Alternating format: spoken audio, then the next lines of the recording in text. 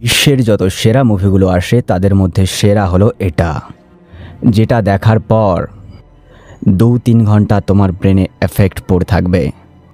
IMDbতে 8.2 rating সহ বহু পুরস্কার প্রাপ্ত অস্কার ডিজার্ভিং একটা movie explain film Bangla presents Tumbbad. Tumbbad একটা গ্রামের নাম। এই মুভির একটা সুন্দর বিচিত্র ইতিহাস আছে। মুভির গল্পে ঢোকার আগে এই সুন্দর ইতিহাসটা বলে দিই, নয়তো মুভি কিছু বুঝতে পারবে না।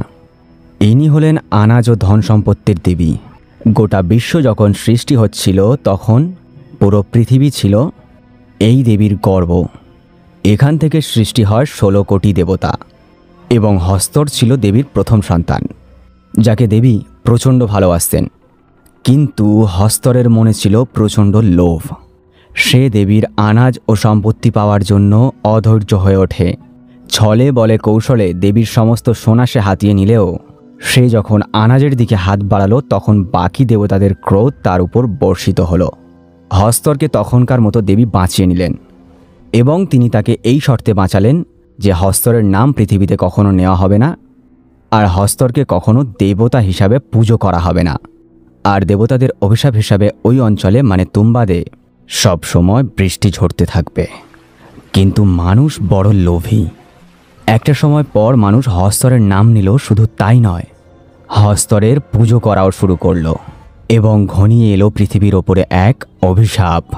এবার আমাদের সকলের মনে প্রশ্ন আসতেই পারে, সকল মানুষ কেন হস্তরের পুজো করা শুরু করলো হঠাৎ করে?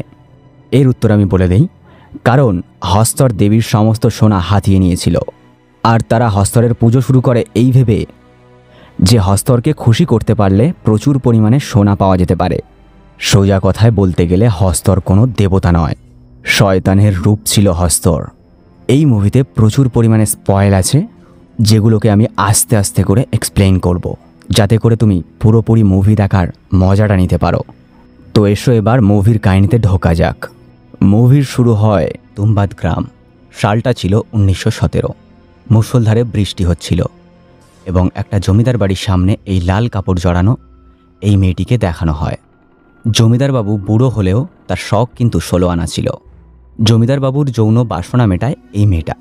এবং ওই জমিদার বাড়িতে দেখানো হয় একটা হস্তরের মূর্তি এবং সেই মূর্তির বাইরে কতগুলো গ্রিল দিয়ে ঘেরা ছিল এবং সেই মূর্তির হাতে আমরা দেখতে পাই একটা সোনার কয়েন। মেয়েটা জমিদারকে বলে, আপনি বলেছিলেন এবার অমাবস্যার পর আমাকে ওই সোনার কয়েনটা দেবেন, আমাকে কয়েনটা দেবেন না? জমিদার বলে, কয়েন? ওই কয়েনের কথা তুই ভুলে যা। ওই কয়েন উপার্জন করতে হয়, এমনি কখনো পাওয়া যায় না। মেয়েটা তখনই বলে, এবার আমাকে ফিরতে হবে, না হলে ওই বুড়ি জেগে যাবে। জমিদার ভয় পেয়ে গিয়ে বলে, আর যাই হয়ে যাক ওই বুড়ি যেন জেগে না যায়। অন্যদিকে আমরা দেখতে পাই ওই মেয়েটার দুটো সন্তান রয়েছে, একজনের নাম বিনায়ক আর একজনের নাম সদাশিব। তারা বাড়ি ফিরে এসে দেখে তাদের মা তখনও জমিদার বাড়ি থেকে ফিরে আসেনি। সদাশিব বিনায়ককে বলে, মা তো এখনও ফেরেনি, ওই বুড়িকে তো এবার খাওয়াতে হবে, না হলে বুড়ি জেগে যাবে। তখন তারা দুজন তালা খুলে উনুনে ভাত বসিয়ে দেয়। তারপর বুড়ির ঘরের দিকে আস্তে আস্তে যেতে থাকে। হঠাৎ এই সময় তার মা চলে আসে আর ছেলে দুটোকে মারে। তাদের দুজনকে বলে, কতবার বলেছি না তোদেরকে ওদিকে যাবি না? তারপর সে নিজে ভাত রাঁধতে বসে যায় এবং ভাত রান্না হয়ে যাওয়ার পর বুড়িকে খাওয়াতে চলে যায়। তার ছেলে এক সময় জিজ্ঞেস করে, মা, জমিদারবাবু কি সোনার মুদ্রাটা দিল? তারপর তার মা যখন বলে না দেয়নি, তখনই উত্তেজিত হয়ে বলে, আর কবে দেবে হারামজাদাটা? মারা যাওয়ার পর নাকি? এবং তখনই তার মা তাকে একটা থাপ্পড় লাগিয়ে দেয় এবং বলে, তোদের বাবার নামে এরকম ধরনের কথা বলতে তোদের লজ্জা লাগে না? আর আমরা এখানে গিয়ে বুঝতে পারি এই ছেলে দুটো হলো ওই জমিদারের অবৈধ সন্তান। ঠিক তখনই একটা আওয়াজ হতে থাকে ওই বুড়ির ঘর থেকে। কারো মুখ দেখা যায় না, কিন্তু একটা আওয়াজ শোনা যায় ভাঙা গলায়, ক্ষণক্ষণে গলায় কে যেন বলছে, আমাকে যেতে দে তোরা, আমি চাই না খাজানা, আমাকে যেতে দে, আমার খিদে পেয়েছে, আমাকে যেতে দে। এই সময় সেই মহিলাটা চিৎকার করে বলে, শুয়ে পড়ো, না হলে হস্তর চলে আসবে। এই কথাটা শোনার পর ওই বুড়ি গভীর ঘুমে ঢলে পড়ে এবং তার কোনো আওয়াজ পায় না। পরদিন জমিদার মারা যায়। জমিদারের দেহ দাহ করার পর সে বাড়িতে ফিরে আসে। সে বাড়িতে ফিরে আসার পর তার ছেলেদেরকে বলে, আজকে রাত্রে জামাকাপড় গুছিয়ে নিবি, কালই আমরা তুম্বাদ ছেড়ে চলে যাব, আমরা পুনেতে চলে যাব। তখনই ছেলেটা বলে, মা বুড়িটার কি হবে? বুড়ি যে না খেয়ে মারা যাবে। ওর মা তখনই বলে, যাক মরে যাক বুড়ি। আর তখনই ছেলেটা বলে, ওই বুড়ি যে জমিদারের ঠাকুমা, আর তাকে দেখভালের দায়িত্ব আমাদেরই ছিল। আর এখানেই গিয়ে আমরা জানতে পারি ওই বুড়ির আসল পরিচয়। ওই বুড়িটা ছিল মৃত জমিদারের ঠাকুমা। এবার তোমাদের অনেকের মনে প্রশ্ন আসতে পারে, জমিদার নিজেই এত বয়স্ক ছিল, আর তার ঠাকুমা কি করে এতদিন পর্যন্ত বেঁচে থাকতে পারে? এই প্রশ্নটার উত্তর তোমরা মুভির শেষে গিয়ে পাবে। এবার ওর মা বলে, জমিদার যখন বেঁচে নেই তখন আর আমাদের কোনো দায়িত্ব নেই। এরপর দুজন বাইরে চলে আসে এবং সদাশিব গাছের উপর বসেছিল, আর নিচে দাঁড়িয়েছিল বিনায়ক। উপর থেকে সে তার দাদাকে জিজ্ঞেস করে, দাদা, গুপ্তধনের কথা জিজ্ঞেস করা কি পাপ? এটা কি অশুভ? ঠিক যখনই এই কথাটা জিজ্ঞেস করে, আর তখনই সদাশিব ওই গাছের ডাল ভেঙে নিচে পড়ে যায়। বিনায়ক দৌড়ে গিয়ে দেখে তার ভাইয়ের মাথা ফেটে গেছে এবং প্রচণ্ড রক্তপাত হচ্ছে। তারপর তার মা আসে এবং তাকে নিয়ে ডাক্তারের কাছে চলে যায় গরুর গাড়িতে করে। এবং সেই সময়টা ছিল সন্ধ্যা, অর্থাৎ ওই বুড়ির খাবার দেওয়ার সময়। আর তখনই তার মা বিনায়ককে বলে, বিনায়ক, আজকে ওই বুড়িকে খাবার তোকেই দিতে হবে।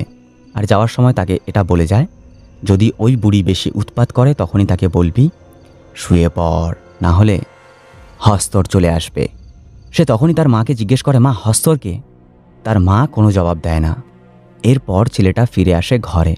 সে যখন খাবার বানাতে যাবে তখন হঠাৎ করে নাকে গলায় একটা গান শুনতে পায়। তখনই সে চমকে ওঠে। দরজার ওই পাশ থেকে কি যেন দরজাতে জোরে জোরে ধাক্কা দিচ্ছে। সে হ্যারিকেনটা নিয়ে পা টিপে টিপে যায়। দরজার সামনে গিয়ে যখন সে দাঁড়ায় তখনই ভিতর থেকে আওয়াজ আসে, ছোট রাজা এসেছিস? দরজাটা খোল, আমাকে খেতে দে না, আমার তো খিদে পেয়েছে, আমি খেতে চাই, কতদিন খাইনি। দরজাটা খোল না। বিনায়ক এক মুহূর্ত ভাবে। সে দরজায় শিকলে হাত দেওয়ার পরেও শিকল থেকে হাতটা সরিয়ে নেয়। সে যখন চলে যাচ্ছিল আবার সেই ক্ষণক্ষণে গলা, তোর কি গুপ্তধন চাই না? আমার কাছে গুপ্তধন আছে, আসবি, আয় আমার কাছে, দরজা খোল। বিনায়ক লোভে পড়ে যায়। বিনায়ক দরজা খুলে শিকল খুলে সে ভিতরে ঢুকে দেখতে পায় তার চেহারা ছিল ভীষণ ভয়ঙ্কর চেহারা। সে চেহারা কখনো ভোলবার নয়। কোনো রকমে একটা মানুষের চোখ মুখ দেখা যাচ্ছে, বাকি কিচ্ছু বোঝা যাচ্ছে না। বিনায়ক তাকে জিজ্ঞেস করে, ঠাকুমা, গুপ্তধন কোথায়? গুপ্তধন কি জমিদার বাড়িতে রয়েছে? বুড়িটা তখন ক্ষণক্ষণে গলায় বলে, আমার খিদে পেয়েছে তো, খেতে দে না, আর নাহলে বাদ দে, আজকে আয় না, তোকেই খাই। রোজ রোজ আর ওই ভাত খেতে ভালো লাগছে না, আমি প্রচণ্ড ক্ষুধার্ত, খেতে দিবি? এই কথা শুনে বিনায়ক প্রচণ্ড ভয় পায় এবং সে দৌড়ে সেখান থেকে চলে আসে। আর এখানেই বিনায়ক একটা ভুল করে ফেলে, কারণ সে চলে আসার সময় বুড়ির ঘরের দরজাটা খোলা রেখে চলে এসেছিল। বিনায়ক সেখানে দাঁড়িয়ে কাঁপতে থাকে এবং ভাত বসাতে যায় বুড়ির জন্য। এবং সে মনে করতে থাকে তার মা যাওয়ার সময় তাকে কি বলে গেছিল, যেটা বললে বুড়ি ঘুমিয়ে পড়বে। সে নিজে নিজে মন্ত্রটা উচ্চারণ করতে থাকে, শুয়ে পড়, নয়তো হাতি চলে আসবে, না না, শুয়ে পড়, নয়তো হজকর চলে আসবে, না না, এটাও নয়, শুয়ে পড়, নয়তো। তখনই পেছন থেকে একজন ক্ষণক্ষণে গলায় বলে, কিরে বাছা, নামটা ভুলে গেছিস যে কে আসবে? বলেই খিলখিল করে হাসতে শুরু করে সেই বুড়ি। বিনায়ক প্রচণ্ড চমকে যায় এবং সে খিদের জ্বালায় বিনায়ককে খেতে যায়। আর তখনই সে চিৎকার করে বলতে থাকে, ঠাকুমা শুয়ে পড়ো, নয়তো হস্তর চলে আসবে। এটা বলা মাত্র বুড়ি ঘুমিয়ে পড়ে। বিনায়কের মা ফিরে আসে এবং সে বিনায়কের মুখ থেকে সব শোনে। বিনায়ক তার মাকে জিজ্ঞেস করে, মা, সদাশিব কোথায়? তার মা বলে, ও আর বেঁচে নেই, চল আমরা আজই তুমবাদ ছেড়ে চলে যাব। নৌকায় করে তারা যখন তুমবাদ ছেড়ে চলে যাচ্ছিল, বিনায়ক তার মাকে বলে, মা চলো না ওই বুড়িকে গিয়ে জিজ্ঞেস করি গুপ্তধন কোথায় আছে, সেটা বলে কি না। তখনই তার মা তাকে বলে, চুপ কর, আর এই নে সোনার কয়েন, এটাই চাইছিলি না? এটা বলার পর বিনায়কের মা তার হাতে একটা সোনার কয়েন দেয়। তখনই বিনায়ক তার মাকে বলে, মা, এটা তো শুধুমাত্র একটা সোনার কয়েন, আমাদের তো পুরো গুপ্তধনটাই চাই, চলো আমরা ফিরে যাই। এখানে একটা প্রশ্ন আসছে যে বিনায়কের মায়ের কাছে সেই সোনার কয়েনটা কি করে এলো? এর উত্তরটা আমি বলে দিই। সেই জমিদার যখন মারা যায় তখনই বিনায়কের মা জমিদার বাড়িতে গিয়েছিল এবং সেখানে যাওয়ার পর সেই জমিদারের ঘরে সেই যে একটা সোনার মুদ্রা ছিল, যেটা আমরা মুভির শুরুতে দেখেছিলাম হস্তরের মূর্তির সামনে, সেই সোনার কয়েনটা সে নিয়ে চলে এসেছিল। এবং এই মুদ্রাগুলো এতটাই অভিশপ্ত, এটা যার হাতে থাকে লোভ তাকে পেয়ে বসে। আস্তে আস্তে বিনায়কের মধ্যেও সেই লোভ আমরা দেখতে পাই। সে যখন কয়েনটা হাতে করে নেয়, সে নিজের আয়ত্তের বাইরে চলে যায় এবং তার মা তাকে তখন মারতে শুরু করে এবং বলতে থাকে, বল তুই আর কখনো তুমবাদে ফিরে আসবি না, বল আগে। সে বলে, ঠিক আছে মা, আমি আর কখনো তুমবাদে ফিরে আসব না। এরপর আমাদেরকে 15 বছর পরের সিন দেখানো হয় এবং বিনায়ক আবারও ফিরে আসে তুমবাদে। সে তার মাকে দেওয়া কথা রাখতে পারেনি, আর তার মাও এখন বেঁচে নেই। সে সোজা চলে যায় তাদের বাড়িতে। চারিদিকে মাকড়সার জাল ছড়িয়ে সে সেখানে যায় এবং যেখানে তার ঠাকুমাকে বন্দি করে রাখা হতো সেই ঘরে সে যায়। সে গিয়ে দেখে চারিদিকে কোথাও কিচ্ছু নেই, এদিকে ওদিকে দড়ির মতো কী সব ঝুলছে এবং তার মাঝখানে একটা হার্ট ধুকপুক ধুকপুক করছে। তার ঠাকুমার শরীর থেকে একটা গাছ বেরিয়ে গেছে। সে ডাকতে, ঠাকুমা আমি ফিরে এসেছি। বুড়িটা জেগে ওঠে। বুড়িটা বলে, কী রে, তুই আবার ফিরে এসেছিস? গুপ্তধন নিবি? তুই তো হারামির বাচ্চা রে, তোর বাপটাও হারামি ছিল, লোভী ছিল। সে বলে, ঠাকুমা আমার তো ওই একটাই গুণ, আমার মধ্যে প্রচণ্ড লোভ আছে। বুড়ি তখন বলে, তুই তো আমার খিদে মেটাতে পারবি না, আমাকে মুক্তি দে না। ওই যে দেখা যাচ্ছে আগুন, ওই আগুন দিয়ে আমাকে জ্বালিয়ে দে, তাহলে আমি মুক্তি পেয়ে যাব। তা না হলে এমনি এমনি কখনো আমার মৃত্যু আসবে না। বিনায়ক তখনই বলে, বল না বুড়ি, খাজানাটা কোথায় রেখেছিস? তুইও তো অর্ধেক পাবি। বুড়ি বলে, আমার খাজানার দরকার নেই, আমার লোভ প্রচণ্ড ছিল, আর সেই লোভের ফলে আমি আজ শাস্তি পাচ্ছি, আর তুইও তোর এই লোভের কারণে শেষ হয়ে যাবি। এবং এখানেই আমরা জানতে পারি বুড়ির এই পরিস্থিতি কিভাবে হয়েছিল। বুড়ি শুধু অস্ফুট স্বরে বলে, ওই জমিদার ওই দুর্গের কোনো একটা জায়গায় গুপ্তধন আছে, আমি ভালো কুয়ায় নামতে পারতাম দড়ি দিয়ে, আর তারপর আমার এই অবস্থা হয়ে গেছে। এখানে স্পষ্টভাবে বুড়ি বলে না যে তার এই অবস্থা কে করেছে, যেটা গল্পের শেষে জানা যায়। এরপর বিনায়ক সেখান থেকে বেরিয়ে যায়। বিনায়ক অন্তত এতটুকু জানতে পারল একটা কুয়ার মতো কিছু আছে যেখান দিয়ে ওই গুপ্তধনের রাস্তা। সে ওই জমিদার দুর্গতে যাওয়ার পর এখানে ওখানে খোঁজা শুরু করলো এবং বিভিন্নভাবে খুঁজতে খুঁজতে দিন যায়, সপ্তাহ যায়, মাস যায়, বছর যায় এবং শেষে সে একদিন খাজানার রাস্তা খুঁজে পেল। সে ফিরে এলো এবং তার ঠাকুমাকে আগুন দিয়ে জ্বালিয়ে দিল, কারণ তার ঠাকুমা মুক্তি চেয়েছিল। তারপর সে তার নিজের বাড়িতে চলে আসে এবং যেটা ছিল পুনেতে। অনেক দিন বাড়িতে ফেরার পর তাকে কিন্তু কেউ চিনতে পারে না, এমনকি নিজের বউ পর্যন্ত তাকে চিনতে পারে না। বোঝো ব্যাপার, নিজের বউও চিনতে পারছে না নিজেকে। না, আমার সাথে যেন কখনো এরকম না হয়। ও আচ্ছা, আমি তো আবার বিয়েই করিনি এখনো। তো যাই হোক, বিনায়ককে তখন সবাই চোর ভেবে নেয় এবং বিনায়ক তখন খুব জোরে চিৎকার করে ওঠে। আর এটা স্বাভাবিক ব্যাপার, একটু পরেই সবাই বুঝতে পারে যে ওটা বিনায়ক রাও। বিনায়কের স্ত্রী বিনায়ককে বলে, তুমি কোথায় ছিলে এতদিন? আমার হাতে একটা টাকাও ছিল না, তাই আমি এই আটার ব্যবসা শুরু করেছি। সেই সময় ভারতবর্ষের স্বদেশী আন্দোলন চলছিল, তখন ব্রিটিশ রাজ চলছিল। ভারত, পাকিস্তান, বাংলা, তখন ভারতবর্ষ নামে একটাই দেশ ছিল। ওই সময় 30 টাকা মানে এখনকার সময় অনেক টাকা। এবং সেই সময় বিনায়ক 30 টাকা ধার নিয়েছিল এই লোকটার থেকে, আর এই লোকটার নাম হলো রাঘব। সে যখন রাঘবের কাছে যায় তখন রাঘব বলে, এতদিন পর ফিরে এসেছিস, সেই যে 30 টাকা নিয়ে গেলি আর তো ফিরলিই না, এখন কিন্তু সেই 30 টাকাটা সুদে বেড়ে অনেক টাকা হয়ে গেছে। তখনই রাঘবকে সে বলে, একটা সোনার মুদ্রা আছে, কিনবে নাকি? সেই সোনার মুদ্রা একটার দামই 100 টাকা। এটা দেখার পর রাঘব অবাক হয়ে যায় এবং সে বিনায়ককে জিজ্ঞেস করে, কোথায় পেলি তুই এই কয়েন? চুরি করে এনেছিস নাকি? বিনায়ক তখনই বলে, না, এটা আমার বাবার সম্পত্তি। এইভাবেই দিন কাটতে থাকে আর বিনায়ক প্রতিদিন রাঘবের কাছে সোনার মুদ্রা নিয়ে আসে বিক্রি করার জন্য। কেউই জানতো না সে সোনার মুদ্রা কোত্থেকে আনে এবং কিভাবে আনে। এটা মুভির লাস্টের দিকে দেখানো হয়েছে। এই রকমভাবে চলতে চলতে বিনায়ক অনেক বড়লোক হয়ে যায় এবং এমন সময় রাঘবের টাকার দরকার হয়ে পড়ল প্রচুর পরিমাণে। এবং একজন ব্রিটিশ অফিসারের সাথে রাঘবের বন্ধুত্ব ছিল। সেই ব্রিটিশ অফিসার কিছু প্রপার্টি বিক্রি করতে চায় রাঘবের কাছে এবং যার জন্য রাঘবের প্রচুর পরিমাণে টাকার দরকার ছিল। রাঘব একদিন বিনায়কের অনুপস্থিতিতে বিনায়কের বাড়িতে যায় এবং তার স্ত্রীর কাছে ছলে বলে কৌশলে জানার চেষ্টা করে সে ওই মুদ্রা কোথা থেকে নিয়ে আসে। বিনায়কের স্ত্রী বলে, আমি বলতে পারছি না কোত্থেকে নিয়ে আসে ও শুধু নিয়ে আসে, শুধু আমি এতটুকুই জানি। রাঘব তখন অন্য উপায় নিল। সে বিনায়ককে বলল, বিনায়ক, আমাকে তোমার ব্যবসার ভাগিদার বানিয়ে নাও না, কারণ তোমার তো এখন প্রচুর টাকা, সেগুলো হিসাব টিসাবও তো রাখতে হয়, তুমি কি একা পারবে নাকি এসব কাজ? কিন্তু বিনায়ক তার প্রস্তাবে রাজি হলো না।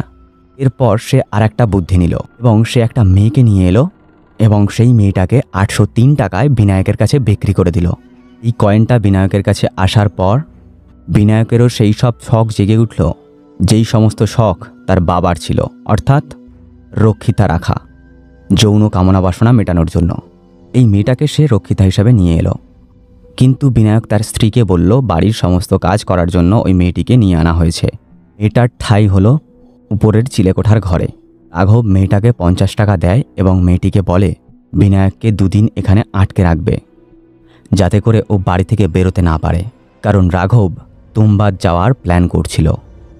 আর রাঘবের তুমবাদ যাওয়ার পেছনে কারণ হলো সে জানতো বিনায়কদের আগের বাড়ি ছিল তুমবাদ, আর রাঘব শুনেছিল তুমবাদে নাকি অনেক খাজানা আছে যেগুলো সম্পর্কে কেউ জানে না। সেই জন্য সে সন্দেহ করেছিল হয়তো তুমবাদ থেকে বিনায়ক সেই সমস্ত স্বর্ণমুদ্রাগুলোকে নিয়ে আসে। সেই দিন রাতে মেয়েটি বিনায়ককে বলে, আমার কাছে 50 টাকা আছে, তুমি যদি আমাকে আরও 50 টাকা দাও তাহলে আমি তোমাকে আরও কিছু ইনফরমেশন দিতে পারি। বিনায়ক 50 টাকা দিয়ে দেয়। আর পরেই ওই মেয়েটি বিনায়ককে বলে, তোমাকে যেন আমি এই শহর থেকে 2 দিন পর্যন্ত বেরোতে না দেই, সেই জন্য আমাকে 50 টাকা দেওয়া হয়েছে।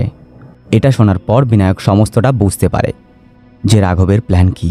তারপর সেও তুমবাদ চলে আসে। সেখানে আসার পর সে দেখে রাঘব এখানে ওখানে খুঁজছে খাজানা, কারণ রাঘব তো জানে না যে কোথায় খাজানা রয়েছে। সে শুধু এটুকু শুনেছিল যে তুমবাদের জমিদার বাড়িতে কোনো একটা জায়গায় খাজানা লুকানো রয়েছে, যেটা প্রায় সবাই জানত। এবং এই সময় রাঘবকে বিনায়ক ইচ্ছা করে দেখা দেয় এবং এমন ভাব করে যেন রাঘব যে এখানে আগের থেকে এসেছে সেটা বিনায়ক জানেই না। সে রাঘবকে দেখিয়ে সেই কুয়াতে নামে এবং একটু পরেই কুয়ার মধ্যে থেকে সে উঠে আসে এবং কুয়ার মধ্যে থেকে উঠে আসার পর সে হাতের মধ্যে 2টো স্বর্ণ মুদ্রা তুলে ধরে। এইবার রাঘব সব বুঝতে পারল যে যত ধরনের যত খাজানা আছে এখানে সব কিছু আছে ওই কুয়ার ভেতরে। সে কুয়ার মধ্যে নেমে গেল। আস্তে আস্তে সে সেই জায়গায় পৌঁছে গেল যেটা দিয়ে নিচে নামা যায়। সে যত নিচে নামতে থাকলো সে বুঝতে পারল সে জীবন্ত একটা কিছুর ভেতরে নামছে। কোনো একটা কিছু শ্বাস নিচ্ছে, একটা হৃৎপিণ্ড ধুকপুক ধুকপুক করছে। সে যেন কোনো একটা জীবন্ত জিনিসের ভেতর নেমে এলো এবং নামার পর সে দেখতে পেল ওখানে একটা টিফিন বক্স আছে। সে টিফিন বক্সটা খুলল। টিফিন বক্সটা খোলার পর ওখানে আটার তৈরি একটা পুতুল বেরিয়ে এলো। পুতুলটাকে নিয়ে সে এদিক ওদিক দেখতে থাকলো। কিছু তো একটা তাকে দেখছে আশপাশ থেকে। হঠাৎ করে একটা জন্তুর মতো কি যেন জিনিস ছুটে এলো এবং রাঘবকে কামড়ে নিয়ে ওখান থেকে পালিয়ে গেল। ঠিক একটু পরেই বিনায়ক নিচে নেমে এলো, কারণ বিনায়ক যখন দেখল যে রাঘব তার সম্বন্ধে সমস্ত কিছু জেনে গেছে, সে আর চায়নি যে রাঘব বেঁচে থাকুক, কারণ সে বেঁচে থাকলে এই সমস্ত ধন সম্পত্তি তার সাথে ভাগ করে নিতে হতো এবং না জানি রাঘব কাকে কাকে বলে বেড়াতো। এই জন্যই সে প্ল্যান করে রাঘবকে এখানে সে ফাঁসিয়ে দিয়েছিল যে ঠিকঠাক মতো করতে না পারলে রাঘবের প্রাণ যাবে। সে নিচে নামার পর রাঘবের দিকে যায় এবং দেখা যায় রাঘব একটা দেওয়ালের মধ্যে আটকে আছে। কিছু একটা বলার চেষ্টা করছে কিন্তু কিচ্ছু বোঝা যাচ্ছে না। রাঘব ফুপিয়ে ফুপিয়ে কাঁদতে থাকে। এই সময় বিনায়ক চিৎকার করে বলে, রাঘব শুয়ে পড়, নয়তো হস্তর চলে আসবে। এই কথাটা বলার সাথে সাথে রাঘব সেখানে ঘুমিয়ে পড়ে এবং এরপর এখানে কিছুটা রহস্যের জট খোলে এবং আমরা দেখতে পাই নিজের চারিদিকে আটা দিয়ে দাগ কাটছিল বিনায়ক। এরপর সে আটার তৈরি একটা পুতুল নেয় এবং হস্তরকে সে ডাকতে থাকে এবং সেখানে দেখা যায় লাল একটা শয়তানের রূপ হস্তর। হস্তর সেখানে আসে এবং বিনায়ক যে গোলটার ভেতরে দাঁড়িয়েছিল, বিনায়কের হাতে ছিল একটা আটার পুতুল। সে সেদিকে তেড়ে যায়, কিন্তু ওই গোল বৃত্তটা যখনই সে ক্রস করতে যায় তখন আগুন জ্বলে ওঠে। প্রশ্ন হলো কেন আগুন জ্বলে ওঠে? এটাও আমরা মুভির শেষে উত্তর পাই এবং হস্তর সেখানে খেতে না পেয়ে সে রেগে যায় এবং সে যায় যেখানে রাঘবের দেহটা দেওয়ালের মধ্যে আটকে ছিল এবং সে দৌড়ে গিয়ে রাঘবের দেহ থেকে তার একটা হাত টুকরো করে ছিঁড়ে নেয় এবং সেটাকে খেতে শুরু করে। রাঘব যন্ত্রণায় চিৎকার করে ওঠে রাঘব যন্ত্রণায় আঁতকে ওঠে। এই সময় বিনায়ক চিৎকার করে ওঠে, হস্তর এদিকে আয়, এবং সে আটার পুতুলটা ছুঁড়ে দেয়। হস্তর যখন সেই আটার পুতুলটা খেতে থাকে তখন হস্তরের পেছনের ধুতির খোঁচাটা বিনায়ক খুলে দেয় এবং সেখান থেকে প্রচুর পরিমাণে স্বর্ণমুদ্রা পড়ে। এবং এখানে জানা যায় যে স্বর্ণমুদ্রাগুলো বিনায়ক কী করে নিয়ে যেত। বিনায়ক যতটা পারে স্বর্ণমুদ্রা তার নিজের হাতে তুলে নেয় এবং দড়ি দিয়ে সে যখন পড়ে উঠবে তার আগে সে শুনতে পায় রাঘবের চিৎকার। আর এখানেই আমরা বুঝতে পারি যে তার ঠাকুমার অবস্থা ওই রকম কীভাবে হয়েছিল। হস্তর তার ঠাকুমাকেও ওইভাবে দাঁত দিয়ে কেটেছিল, যার ফলে তার জীবন অভিশপ্ত হয়ে যায়। তারও অবস্থা ওরকমই হয়েছিল যেরকমই রাঘবের হয়েছে। তাকেও যতক্ষণ না পর্যন্ত আগুন দেওয়া হয়েছিল সে যুগযুগান্তর ধরে বেঁচেছিল, আর রাঘবও একই রকম থাকবে। এটা বিনায়ক সহ্য করতে পারল না। যতই যাই হোক, একসময় রাঘব তো তাকে সাহায্য করেছে এবং সে জ্বলন্ত আগুনটা রাঘবের দিকে ছুঁড়ে মারল, যার ফলে রাঘবের গায়ে আগুন ধরে গেল। তারপর সে তাড়াতাড়ি দড়ি দিয়ে বাইরে বেরিয়ে এলো। এরপর দেখা যায় সাল 1947, স্বাধীন ভারতবর্ষ। বিনায়কের বয়স হয়ে গেছে। সে বাড়িতে চেষ্টা করে দড়ি বেঁধে ওঠানামা করার, কিন্তু তার বয়স তার সাথ দেয় না। সে ভোগবিলাসে জীবন কাটাতো। তার শরীর অসুস্থ হয়ে পড়ে। এই সময় তার ছেলেটা বড় হয়ে গেছে। সে একটা বুদ্ধি কাটালো। সে চিন্তাভাবনা করলো ছেলেকে ওইভাবে ট্রেনিং দেব দড়ি বেয়ে উপরে ওঠানামা করার, এবং যেই ভাবা সেই কাজ, সেই মতো তার ছেলের ট্রেনিং শুরু হয়ে গেল। ঠিক যেভাবে দড়ি দিয়ে ওঠানামা করতে হয়, হস্তরকে খেতে দিতে হয় এবং পেছন দিক থেকে ধুতিতে টান দিয়ে কিভাবে স্বর্ণমুদ্রা বের করে নিতে হয়, একই রকমভাবে তার ছেলেকে সে ট্রেনিং দেওয়া শুরু করলো। একদিন সে তার ছেলেকে বলল, চল, তোর ট্রেনিং সমাপ্ত হয়েছে, চল এবার তোকে সেই জায়গায় নিয়ে যাচ্ছি যেই জায়গা থেকে স্বর্ণমুদ্রাগুলোকে পাওয়া যায়। সে তার ছেলেকে নিয়ে গাড়িতে করে বেরিয়ে পড়ল। পথে যেতে যেতে সে তার ছেলেকে বলল, ভয় পাবি না তো? তার ছেলে বলল, না বাবা, আমিও তো তোমার মতো সাহসী, ভয় পাবো না। এখানেই বিনায়ক তার ছেলেকে সমস্তটা খুলে বলতে থাকে। তারা বাপ বেটা মিলে জমিদার বাড়িতে আসে এবং যথাস্থানে পৌঁছয়। সেখানেই বিনায়ক তার ছেলেকে বলে, জানিস এই আটার গোলটার ভেতরে কেন হস্তর ঢুকতে পারে না? তার ছেলে বলে, কেন বাবা? সে তখন বলে, মনে করে দেখ, দেবীর সমস্ত সোনা কেড়ে নেওয়ার পরেও আনাজ কিন্তু হস্তর কেড়ে নিতে পারেনি। সুতরাং আনাজটা হলো তার কাছে এক অভিশাপ। যতক্ষণ না পর্যন্ত আমরা হস্তরকে খেতে না দেব ততক্ষণ পর্যন্ত সে আনাজ স্পর্শ করতে পারবে না। আর যেহেতু এই গোলটা আটা দিয়ে তৈরি, সুতরাং সে ওই গোলটাকে ছুঁতে পারবে না। কিন্তু আমরা যখন এই আটার তৈরি পুতুলটা বাইরে তাকে খেতে দেব তখনই শুধুমাত্র সে এসে খেতে পারবে। আর যেহেতু সে কখনো আনাজের স্বাদ পায়নি, সে সর্বদা ক্ষুধার্ত থাকে। সেই জন্য তাকে যখন আটার পুতুলটা খেতে দেওয়া হয়, হস্তরের তখন কোনো জ্ঞান থাকে না, সে খেতে ব্যস্ত থাকে। আর ওই সময়ে সোনার মুদ্রাটা বার করে নিয়ে উপরে পালাতে হবে, কারণ তার খাওয়া শেষ হয়ে গেলে হস্তর কিন্তু ছেড়ে কথা বলবে না। এবং সাথে বিনায়ক এটা বলে, আজকে তো আমরা আটার গুলি নিয়ে আসিনি, আজকে সোনার মুদ্রা নেওয়া যাবে না। তখন তার ছেলে বলে, বাবা, আমি তো একটা আটার পুতুল নিয়ে এসেছি আমার সাথে।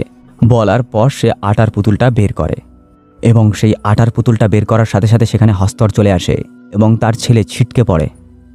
হস্তর বিনায়কের ছেলের উপর যখন ঝাঁপিয়ে পড়তে যাবে, বিনায়ক কোনো রকমে তাকে সেখান থেকে বাঁচিয়ে নেয়। আর তখন বিনায়ক তাকে বলে, চল পালা এখান থেকে। বিনায়ক দড়ি দিয়ে পালাতে থাকে, কিন্তু তার ছেলে দেখল হস্তর তো আটার পুতুল খেতে ব্যস্ত, তাহলে তার ধুতিতে টান দেওয়া যেতেই পারে। তার ছেলে লোভ না সামলাতে পেরে তার ধুতিতে টান দেয় এবং অনেকগুলো স্বর্ণমুদ্রা পড়ে।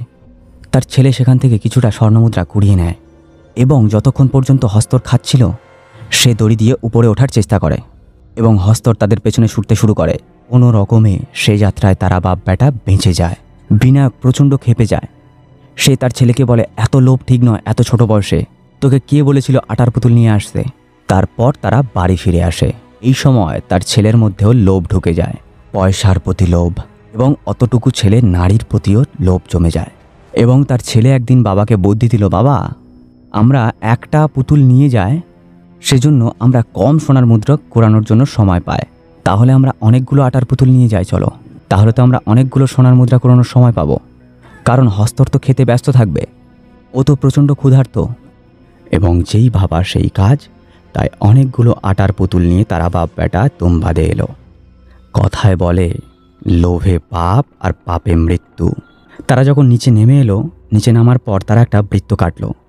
বৃত্ত কাটা শেষ হওয়ার পর তারা সেই আটার পুতুলগুলো বের করে উঠতে লাগলো। কিন্তু আশ্চর্যের ব্যাপার, সেখানে একটা হস্তর নয়, অনেকগুলো শয়তান রূপে হস্তর হেসে হাজির হলো। তাদের কোনো আইডিয়াই ছিল না, তারা জানতো হস্তর একটাই। তারা তাই জন্য এতগুলো আটার পুতুল নিয়ে এসেছিল যাতে করে হস্তরের খেতে অনেকটা সময় লাগে এবং সেই সময়ের মধ্যে তারা সেই সমস্ত স্বর্ণমুদ্রাগুলোকে ছিনিয়ে নিতে পারে। কিন্তু সেখানে প্রচুর পরিমাণে হস্তর চলে এলো এবং তারা দিশেহারা হয়ে পড়ল। কি করবে না করবে বুঝতে পারছিল না তারা। বৃত্তের ভিতরে তারা তো সুরক্ষিত ছিল, কিন্তু কতক্ষণ পর্যন্ত সেই বৃত্তের মধ্যে থাকবে, এর বাইরে তো বেরোতে হবে। এবং তারা সেখানে ফেঁসে যায়। গল্পটা কি শুনতে তোমার ভালো লাগছে? যদি ভালো লেগে থাকে তাহলে চ্যানেলটাকে সাবস্ক্রাইব করে দাও ভবিষ্যতে এরকম আরও অনেক ভিডিও পাওয়ার জন্য। এবং তারপর বিনায়ক একটা সিদ্ধান্ত নেয়। বিনায়ক আটার পুতুলগুলোকে নিজের গায়ের সাথে বেঁধে আস্তে আস্তে দড়ি দিয়ে উপরে ওঠার চেষ্টা করে এবং সেখানে যতগুলো হস্তর ছিল সমস্ত হস্তর তার পিছু নেয়। কিছু হস্তর দড়ি থেকে ফসকে গিয়ে নিচে যে আটার বৃত্ত করা ছিল সেখানে পড়ে ভস্ম হয়ে যায়, কিন্তু বাকি হস্তরগুলো বিনায়কের পেছন পেছন যেতে শুরু করে এবং যেখান থেকে সেই সুরঙ্গের শুরু হয় সেখানে আটা দিয়ে বৃত্ত করে রেখে এসেছিল বিনায়ক। সেখানে পৌঁছানো মাত্র বাকি হস্তরগুলো ধ্বংস হয়ে যায়। এরপর বিনায়কের ছেলে দড়ি বেয়ে উপরে উঠে আসে, কিন্তু উপরে উঠে আসার পর সে যা দেখে সেটা দেখার জন্য সে একেবারেই প্রস্তুত ছিল না। সে দেখতে পায় তার বাবাও একইভাবে জীবন্ত লাশে পরিণত হয়েছে, কারণ তার বাবা যখন দড়ি দিয়ে উপরে উঠছিল হস্তরগুলো তাকে খুবলে খুবলে খেয়েছিল। এবং তার ফলে বিনায়কের ঠাকুমার যে অবস্থা হয়েছিল, বিনায়কের বন্ধু রাঘবের যে অবস্থা হয়েছিল, বিনায়কেরও একই অবস্থা হয়ে যায়। সে বাবাকে ডাকতে থাকে, বাবা এ কী অবস্থা হলো তোমার? বিনায়ক ক্ষণক্ষণে গলায় বলে ওঠে, এই নে খাজানা, তুই তো খাজানাই চেয়েছিলি, তুই তো সব কিছু লুটতে চেয়েছিলি রে খোকা, এই নে খাজানা, আয় আমার কাছে আয়। সে বলতে থাকে, বাবা আমি খাজানা চাই না বাবা, আমি তোমাকে চাই বাবা। তার বাবা বলে, খাজানা নে, এই নে ধর খাজানা। বিনায়ক আস্তে আস্তে তার ছেলের দিকে এগোতে থাকে। তার ছেলে চিৎকার করে ওঠে এবং বলে, বাবা শুয়ে পড়ো, নয়তো হস্তর চলে আসবে। এবং একইভাবে বিনায়কের ছেলেও বিনায়কের গায়ে আগুন দিয়ে দেয়, যার ফলে বিনায়কের আত্মার মুক্তি পায়। এরপর বিনায়কের ছেলেকে দেখা যায় সেখান থেকে আস্তে আস্তে মাথা নিচু করে সে বেরিয়ে যাচ্ছে এবং এখানেই মুভির সমাপ্তি ঘটে। তো এই ভিডিওটা কেমন লাগলো অবশ্যই আমাকে কমেন্ট করে জানাও। আর তোমরা আমার সাথে সরাসরি কথা বলতে পারো ফেসবুকে, ইনস্টাগ্রামে, যার লিঙ্ক ভিডিও ডেসক্রিপশনে দেওয়া রইল। দেখা হচ্ছে পরবর্তী ভিডিওতে। বাই।